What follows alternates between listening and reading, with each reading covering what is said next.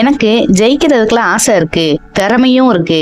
ஆனா என் கூடவே இருந்து வேலை பார்க்கறாங்க இல்லையா, அவங்க தான் என்னை முன்னேற விடாம தடுக்கிறாங்க அப்படின்னு யாராவது சொன்னாங்க அப்படின்னா அதை நம்புறதுக்கு கொஞ்சம் கஷ்டமா தான் இருக்கும். ஏன்னா சோம்பேறிகள் தான் அப்படி சொல்லிக்கிட்டே இருப்பாங்களாம். ஒருத்தவங்க நிஜமாவே நம்ம அந்த செயலை செய்யணும், அதுல ஜெயிக்கணும் அப்படின்னு நம்ம நினைச்சிட்டோம் அப்படின்னா எவ்வளவுதான் பின்னோக்கி போனாலும், எவ்வளவுதான் குழி வெட்டி மண்ணுக்கு அடியிலேயே புதைச்சாலும் அவங்க மரம் மாதிரி மீண்டும் முளைச்சு முளைச்சு மேல வந்துகிட்டே தான் இருப்பாங்க. தீப்பந்தத்தை பூமியை நோக்கி கவிழ்த்து பிடிச்சாலும் தீயோட ஜுவாலை வானத்தை நோக்கி தானே இருக்கு. அதே மாதிரி ஒரு மரம் சிறந்த மரமா இல்லையா அப்படின்னு மரத்திட்ட போய் கேட்க மாட்டாங்க. நீ நல்ல மரமா இல்லையா அப்படின்லாம் கேட்க மாட்டாங்க. அந்த மரம் தரக்கூடிய பழத்தை வச்சுதான் அது சிறந்த மரமா இல்லையா அப்படின்னு ஊரார் தீர்மானிப்பார்கள். அது போலதான் நீங்களும் சாதிக்க பிறந்தவரா இல்லையா அப்படிங்கிறத இந்த உலகம் உங்களை கேட்டு தெரிஞ்சுக்காது. நீங்க செய்யற சாதனையை வச்சுதான் உலகம் உங்களை எடை போடும்.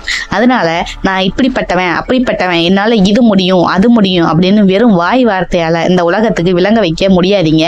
எதுனாலும் செஞ்சுட்டு பேசுங்க, இல்லைன்னா நீங்க செஞ்சதை அந்த உலகம் பேசுற மாதிரி செய்யுங்க.